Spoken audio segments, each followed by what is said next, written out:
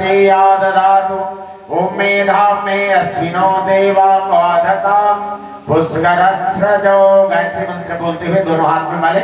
ओम भूर्भुवः स्वः तत्सवितुर्वरेण्यं भर्गो देवस्य धीमहि धियो यो नः प्रचोदयात्। इसको श्वास के द्वारा में सूंघे, अंतःकरण में धारण करें, जोर से सूंघिए और मुखमंडल में लगा ले, कमर से ऊपर भाग में लगा लिए। ऋषियों की फेयर लवली है, स्वास्थ्य को बढ़िया बनाता है, चेहरा को सुंदर बनाता है, बीमारी को दूर करता है। यज्ञ का एक विशेष प्रसाद है। आप लोग जानते हैं हमारा भी जीवन एक दिन ऐसे ही राम के ढेरी हो जाने वाला है। मरने के बाद में एक मुट्ठी राख हो जाता है, तो हम भी जीवन में अपने राख को याद रखें, है ना, अच्छा कार्य करें। अनामिकाओं में रख लीजिए, उसका क्या बहाना क्या बनाएगा। जिस दिन मौत आ जाएगी तो उस दिन बहाना नहीं चलने वाला है। रुक जाइए, मेरा बेटा की शादी है कि थोड़ा सा मेरा काम है, बैंक बैलेंस लेकर के आता हूँ, वो फिर कुछ समय नहीं देता है।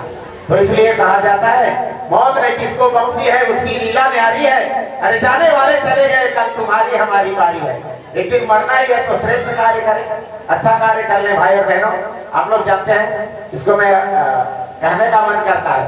एक बार सिकंदर दुनिया में मारकाट करते हुए आया, जवान कितने भाइयों का गला काट दिया, कितने बच्चों को अनाथ बना दिया, कितने माताओं बहनों को विधवा बना दिया, और हीरा जवाहरात इकट्ठा किया, धन इकट्ठा किया। और जब मरने लगा, इस दुनिया से जाने का समय आया, उसका बीमार पड़ गया, तो कहने लगा कि मैंने जो धन इकट्ठा किया है वो सारे धन मेरे साथ में भेज देना। तो उनके बुद्धिमान मंत्रियों ने कहा महाराज, मरने के बाद में तो आदमी के साथ में सुई की नोक नहीं जाती है, तो आपके साथ में हीरा जवाहरात कैसा जाएगा, तो क्या जाएगा। तो उस सिकंदर को कहा उसके बुद्धिमान मंत्री ने, मरने के बाद में पाप और पुण्य जाता है महाराज, साथ में कुछ नहीं जाता। तो सिकंदर चुप हो गया, पछताने लगा और कहा कि जब मैं मर जाऊं और मेरा ताबूत जनाजा निकाला जाएगा तो मेरा दोनों हाथ को बाहर कर देना ताबूत से। तो वो समझ नहीं पाया मंत्री तो उस समय, किंतु सिकंदर से पूछा महाराज आप मरेंगे, आपका जनाजा निकलेगा, तो हाथ को निकालने से क्या होगा।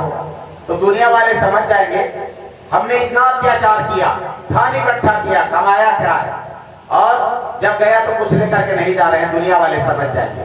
इसलिए हम कह रहे थे पहले कि क्या करें महबूब, हम सारे नुमाइश कर गए, पढ़ा लिखा नौकरी किया, बच्चा पैदा किया, रिटायर हुए और मर गए, दुनिया से ऐसी हमारा इतिहास चला जाता है।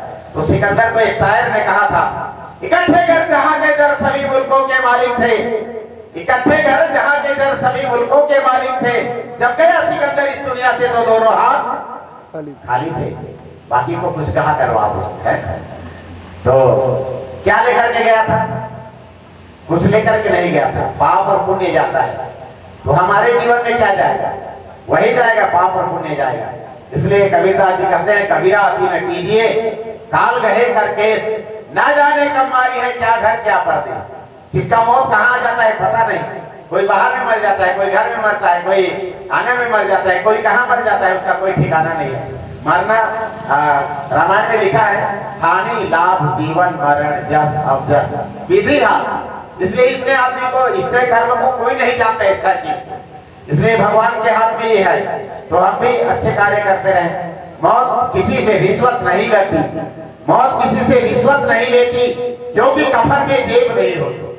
मरते हैं तो कफन उठाया जाता है, उसकी जेब नहीं रहता, इसलिए वो रिश्वत नहीं लेता है, आ जाता है तो लेकर के जाता है। तो हम भी श्रेष्ठ कार्य करें आज से। एक बच्चा हमको आज कल कह रहा था कि अरे बाबा जी गायत्री परिवार वाले पूजा पाठ करो, पूजा पाठ करो कहते हो, हमारे खेलने खाने का दिन है, हमारा जवानी आ रहा है, शादी ब्याह करेंगे, मौज मस्ती करेंगे, हम पूजा पाठ करेंगे तो कैसा बनेगा, तुम्हारा बाल पक गया है तो तुम लोग पूजा पाठ करो कहते हैं।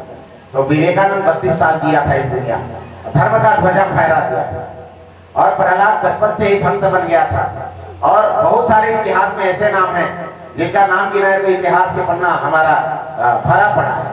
तो पूजा पाठ करने के लिए उम्र का लिहाजा नहीं किया जाता, इसलिए कहा एक शायर ने कि शायर कह रहेगा फिर जिंदगानी फिर कहा, अरे जिंदगानी कर रही तो नौजवानी फिर कहा। यदि जीना है तो इस दुनिया में बढ़िया जिंदगी जियो और श्रेष्ठ कार्य करके जियो, तब बुढ़ापे में पूजा पाठ करोगे तो किस काम का है। तो श्रेष्ठ कार्य करते रहेंगे, मौत को हमें याद दिलाती है, इसी बात को कहते रहेंगे। तो आप लोगों को भूख लगी होगी, भाइयों ने कहा था 12 सवा 12, तो हमारा घड़ी कह रहा है 12:15 हो गया। तो चलिए भस्म लगाते हैं और श्रेष्ठ कार्य करेंगे, ये प्रेरणा लेते हुए भस्म धारण करते हैं। ओम कश्यपत्रय समिति ग्रीवायाम, गला में लगाइए। ओम यद्देवी सूत्रय समिति दक्षिण बाहुले, दाहिने भुजा पर लगाए। ओम तन्नो वस्तुत्रय समिति हृदय में धारण करें।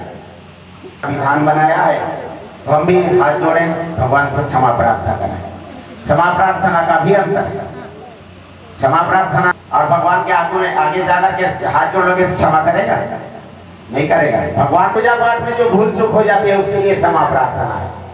तो हम भी आइए हाथ जोड़ करके क्षमा प्रार्थना करते हैं। नहीं तो क्या कहा जाता है, मनुष्य गलती का पुतला है, अक्सर हो ही जाता है। जो कर ले ठीक गलती को उसे इंसान कहते हैं, जो गलती पर करे गलती उसे हैवान कहते हैं, समझते ना जो गलती को उसे शैतान कहते हैं। तो हम शैतान हैवान न बने बल्कि इंसान बन जाए। भगवान से ऐसे हाथ जोड़ करके क्षमा प्रार्थना करते हैं। क्षमा प्रार्थना का मंत्र बोला जा रहा है, सब लोग हाथ जोड़ करके क्षमा प्रार्थना करें। ओम आवाहनम न जानामि नैव जानामि पूजनम विसर्जनम न जानामि क्षमस्व परमेश्वर। भक्तिहीनं सुरेश्वर यत्पूजितं मया देव परिपूर्णं तदस्तु मे। यदक्षरं पदभ्रष्टं मात्राहीनं च यद्भवेत् तत्सर्वं क्षम्यतां देव। प्रसीद परमेश्वर यस्य स्मृत्या च नामोऽद्य तपो यज्ञक्रियादिषु न्यूनं सम्पूर्णतां याति। सद्यो वन्दे त्वमच्युतं प्रमादात् कुर्वतां कर्मं प्रज्वलिता धरेषु यत् स्मरणादेव तद्विष्णुः सम्पूर्णं स्यादिति श्रुति। संपूर्णम स्यादिति श्रुति। हाथ जोड़ करके मस्तक झुकाकर देव शक्तियों को प्रणाम करते हैं। भगवान सबको सबके ऊपर में कृपा करता है, तो हमारे ऊपर भी कृपा करना। ऐसे ही भाव श्रद्धा के साथ में हाथ जोड़ करके मस्तक झुकाकर देव शक्तियों को प्रणाम करें। गोस्वामी तुलसीदास जी ने लिखा है कि सिय राम में सब जग जानी करम प्रणाम जोरी जुग पानी। ऐसी भाव श्रद्धा के साथ में प्रणाम करें। ओम नमोस्तुअनंताय सहस्रमूर्तये सहस्रपादाच्युतिनोर्वाणे सहस्रनाम्ने पुरुषाय शाश्वते सहस्रकोटियुगधारिणे नमः। सहस्रकोटि युगधारिणे नमः। आयेन मार्गेण मयि महिषा गोब्राह्मणेभ्यः शुभमस्तु नित्यं। लोकाः समस्ता सुखिनो भवन्तु। सर्वे भवन्तु सुखिनः सर्वे सन्तु निरामया।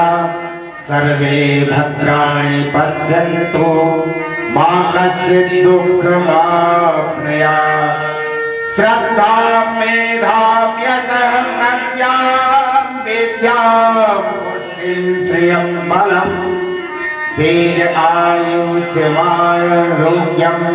देहि मे हव्यवाहनं। देहि मे हव्यवाहनं।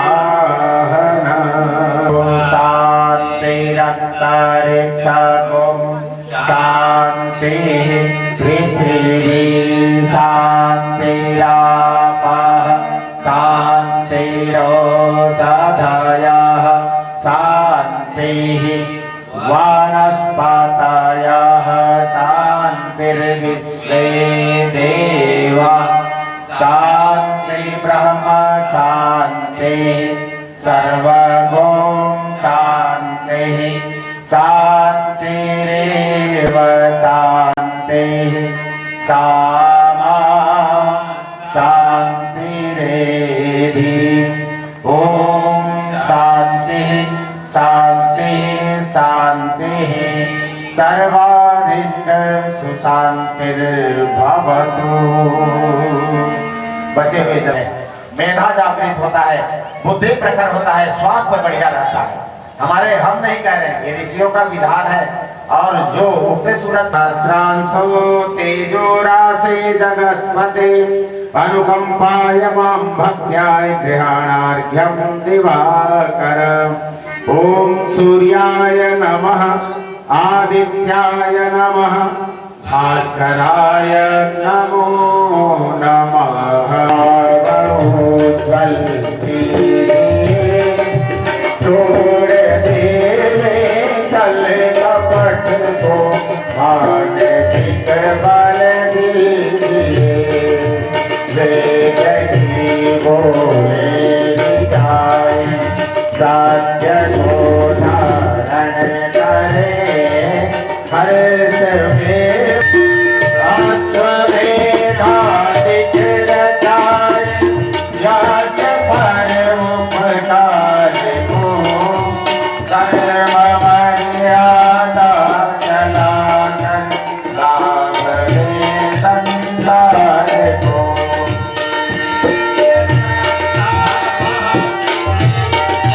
ज्ञानी हम करते रहे रोग पीड़ित बीच के संसार सब हरते रहे। कामना मिट जाए मन से पाप अत्याचार की। प्रभु पाप अत्याचार की भावनाएं शुद्ध होवे। यज्ञ से नर नारी की लाभकारी हो हवन धरती बधारी के लिए। वायु जल सर्वत्र हो शुभ गंध को धारण किए। स्वार्थ भाव मिटे हमारा प्रेम पथ विस्तार हो। जब प्रेम पथ विस्तार हो निदान ममता जाल तंत्र में व्यवहार हो। हाथ जोड़ आए मस्तक वंदना हम कर रहे। रोग पीड़ित बीच के संताप सब हरते रहे। दान करुणा रूप करुणा आपकी सब पर रहे। ज्ञान रूप प्रभु हमारे भाव उज्ज्वल कीजिए। जब भाव उज्ज्वल कीजिए छोड़ देवे छल कपट को मानसिक बल दीजिए।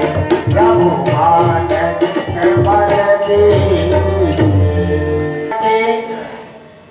जरा आखिरी तो जयकारा लगाएंगे क्या? सब लोग बोलेंगे यज्ञ भगवान की, परम पूज्य गुरुदेव की, वंदनीय माता जी की, शांति कुंज हरिद्वार की, तपोभूमि मथुरा की, लक्ष्मी नारायण की, सीताराम की, उमा महेश्वर की, आद्यानंद की, धर्म की, अधर्म का, प्राणियों में विश्व का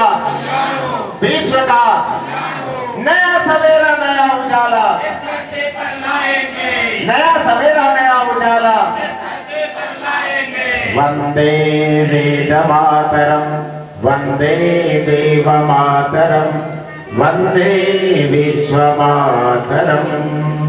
ऐसा करें हमारे प्रभु भगवान अग्ने स्वस्थाने कुंडमाध्यतः हुतमादाय देवेभ्यः शीघ्रं देवी प्रसीद। प्रसीद मे गच्छ गच्छ सुरश्रेष्ठ स्वस्थाने परमेश्वर यत्र ब्रह्मादयो देवा तत्र गच्छ हुतासना पूजावादाय मामजे इष्टकामसमेध्यर्थं पुनरागमनाय च पुनरागमनाय च।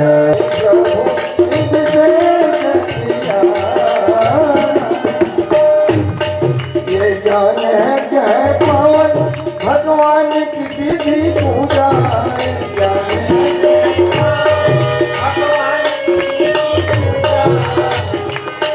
संपूर्ण संपूर्ण मनोरथ वाले संपूर्ण मनोरथ वाले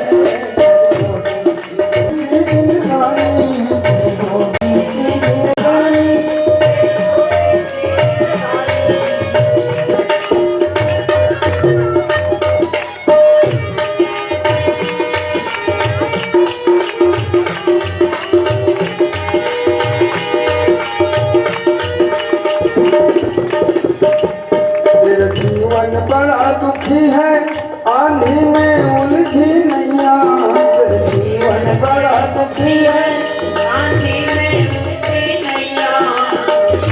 एक तरफ से आदमी हंसता हंसाता दिखाता है की बिल्डिंगें चमचमाती हुई कारें चौड़ी सड़कें आकाश पर उड़ती हुई हवाई जहाजें समुद्र पर जहाँ कहीं दो चार लोग बैठ गए तो घर परिवार की रोना रोती रहती।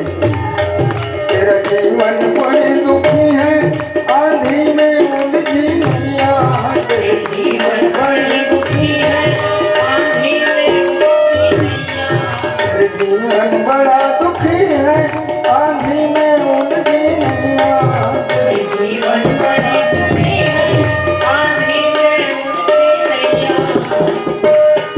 ये नैया देखे भैया रे तेरी डोली ये नैया देखे भैया रे तेरी डोली तू आज भजन फिर कर ले जीवन को धन्य बना ले आज भजन फिर कर ले जीवन को धन्य बना ले तू बनता क्यों ना तू बनता क्यों तेरी दो दिन की जिंदगानी तेरी छोटी सी जिंदगानी दो दिन की जिंदगानी तू दो दिन की जिंदगानी तेरी छोटी सी जिंदगानी दो दिन की जिंदगानी तू कर